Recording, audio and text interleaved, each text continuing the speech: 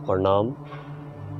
जुखाम यानी कि कॉमन कोल्ड, जब जुखाम सर्दियों के दिनों में होता है तो बहुत ज़्यादा परेशानी होती है और जुखाम को ठीक करने का बहुत साधारण तरीका है। तो योग में जानते हैं कि जुखाम को हम आसानी से कैसे ठीक कर सकते हैं। तो सबसे पहले तो हम सूर्य विधि प्राणायाम, जो हमारा लेफ्ट स्वर है, 2 उंगलियों से उसको हम बंद करते हैं और राइट साइड से श्वास अंदर की ओर लेते हैं और उसके बाद श्वास को अंदर होल्ड करते हैं और राइट को अंगूठे से बंद करते हैं और लेफ्ट से छोड़ देते हैं। बार बार हम राइट साइड का जो स्वर है उससे श्वास अंदर की ओर लेते हैं और लेफ्ट से छोड़ देते हैं। तो ये हमारे जुखाम के लिए सूर्य विधि प्राणायाम बहुत अच्छा उपाय है। दूसरा हमारा जो है भस्त्रिका, केवल श्वास को अंदर लेना,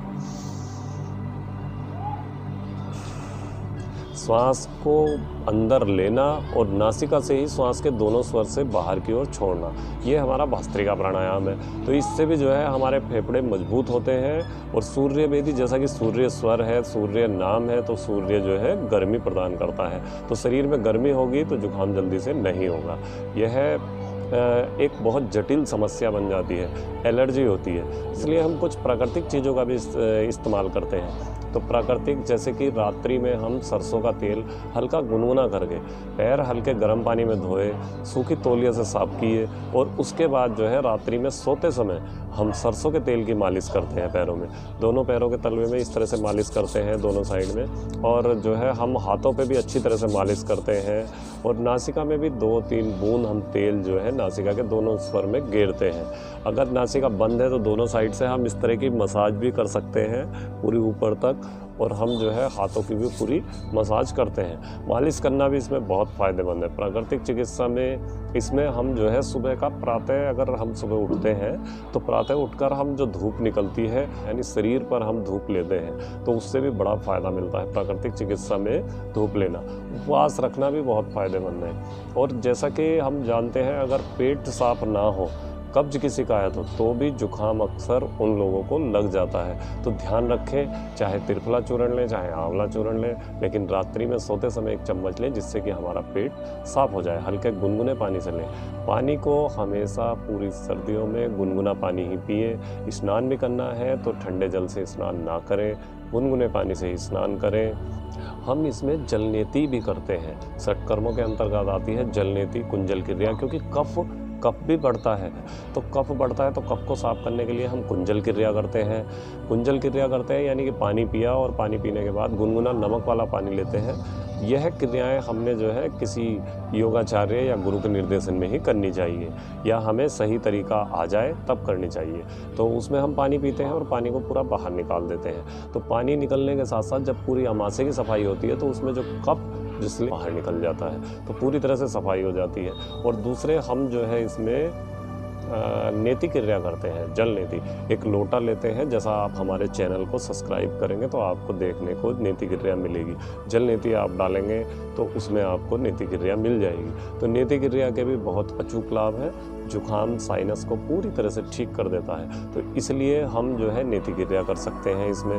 कपालभाति, वातक्रम कपालभाति, जिसमें कि हम श्वास बाहर की ओर छोड़ते हैं, पेट अंदर की ओर ले जाते हैं। यह भी आपको आने वाले समय में कपालभाति क्रिया हम आपको जो है अपने चैनल पर उपलब्ध कराएंगे, उसमें आपको अच्छी तरह से समझ आ जाएगा।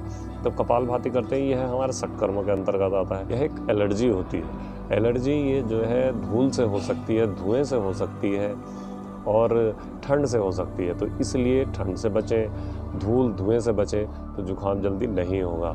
जब आपको लगे कि हमें छींक आने की संभावना हो रही है, तभी पानी टपकने लगता है, तो उसको हल्के से इस तरह की मसाज कर लें।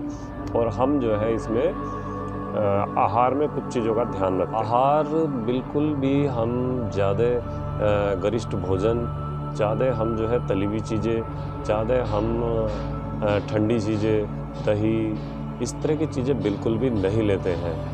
और दूध भी अगर लेते हैं तो थोड़ा हल्दी की मात्रा में पकाकर तब लेते हैं।